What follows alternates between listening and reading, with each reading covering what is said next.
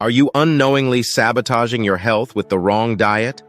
Every day, countless people jump onto dietary trends without knowing the full story, risking not just their waistlines but their overall well-being. In this video, we'll dive deep into the ketogenic diet versus the low carb diet. Stay with us till the end, or you might miss the critical information that could save your health. The ketogenic diet traces its roots back to the 1920s, when it was introduced as a treatment for epilepsy, particularly in children who didn't respond to available medications. Researchers found that fasting reduced the frequency and severity of seizures, and the ketogenic diet aimed to mimic the metabolic state of fasting by drastically reducing carbohydrate intake and increasing fat intake. Low-carb diets gained significant attention in the latter half of the 20th century, especially with the publication of books like Dr. Robert Atkins' Dr. Atkins' Diet Revolution in the 1970s. The emphasis on reducing carbohydrate intake, often blamed for weight gain and metabolic issues, resonated with many looking for weight loss solutions. Over the years, various forms of low-carb diets have emerged, each with its nuances, but all emphasizing a reduction in carbohydrate consumption.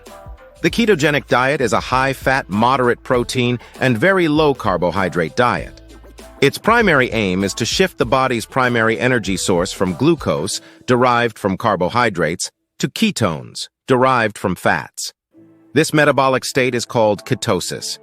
Typically, the ketogenic diet consists of about 70–80% of calories from fat, 15–20% from protein, and only 5–10% from carbohydrates. However, these ratios can vary based on individual needs and specific versions of the diet. The main goal of the ketogenic diet is to achieve and maintain ketosis, a metabolic state where the body burns fat for fuel in the absence of significant carbohydrates. This not only can lead to weight loss, but also offers potential therapeutic benefits for certain medical conditions. A low-carb diet, as the name suggests, reduces carbohydrate intake, but doesn't have as strict macronutrient ratios as the ketogenic diet. It emphasizes whole foods and avoids or limits sugars, grains, and starchy vegetables. While there's no strict definition for what constitutes a low-carb diet in terms of exact macronutrient percentages, it generally involves a significant reduction in carbohydrate intake. Unlike the ketogenic diet, there aren't specific targets for fat and protein intake, allowing for more flexibility. The primary goal of a low-carb diet is to reduce carbohydrate intake, which can lead to weight loss, improved blood sugar control, and other health benefits. It doesn't necessarily aim for ketosis, though some individuals on a low-carb diet might occasionally enter this state. Both diets prioritize reducing carbohydrate intake, but their goals differ. The ketogenic diet's primary objective is to induce ketosis, a metabolic state where the body burns fat as its primary energy source instead of carbohydrates. In contrast, a low-carb diet simply reduces carbohydrate intake without a specific aim to achieve ketosis. Ketosis is a metabolic state that occurs when the body doesn't have enough carbohydrates to burn for energy. Instead, it burns fat and produces ketones, which can be used by the body and brain for energy. This state can mimic the body's response to starvation, but without the negative effects of actual starvation. Now, let's look at the energy content.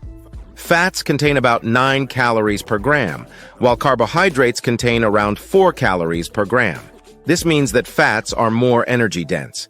When the body is conditioned to burn fat efficiently, it can tap into a more concentrated energy source. While the brain typically relies on glucose, it can use up to 70% of its energy from ketones when in ketosis. One of these ketones, beta-hydroxybutyrate, BHB, is especially efficient, providing more energy per unit of oxygen consumed than glucose. This can lead to enhanced mental clarity and focus, often reported by those on a ketogenic diet. Extended periods on a ketogenic diet can influence the expression of genes in the brain's mitochondria, the energy-producing structures in cells. This can enhance the brain's energy production, blood flow, and overall cognitive function, especially in areas like the hippocampus, vital for memory. On the other hand, athletes who require short, intense bursts of energy, like sprinters, might not benefit from ketosis, since these activities primarily burn glucose. However, endurance athletes who require sustained energy over longer periods might find advantages in a low-carb or even ketogenic diet. Beta oxidation is the process by which the body breaks down fatty acids to produce energy. The ketogenic diet promotes beta oxidation, allowing the body to tap into its fat stores for energy. However, this might not be ideal for athletes or individuals engaging in high-intensity activities that primarily rely on glucose. The initial phase of the ketogenic diet often results in rapid weight loss, much of which can be attributed to water weight due to reduced glycogen stores. After this initial phase, the body might start retaining water again, but with continued adherence to the diet, actual fat loss can be achieved. But be aware that transitioning to a ketogenic diet can lead to the keto flu, a collection of symptoms including nausea, headache, fatigue, and dizziness. This is due to the body adjusting to burning fat for fuel. These symptoms are temporary and usually resolve within a week. It's crucial to understand the differences between a general low-carb diet and a strict ketogenic diet. Depending on individual goals, activity levels, and health considerations, one might be more suitable than the other. Always consult with a healthcare professional before making significant dietary changes. Everyone's body is unique, and what works for one person might not work for another. It's essential to recognize the importance of individualized approaches to nutrition. There's no one-size-fits-all answer when it comes to diet, and your personal health, goals, and lifestyle should always be taken into consideration. If you've tried the ketogenic diet, a low-carb diet, or are considering either, please share your experiences, challenges, and successes in the comments below. Remember, achieving optimal health and vitality is a journey, not a destination.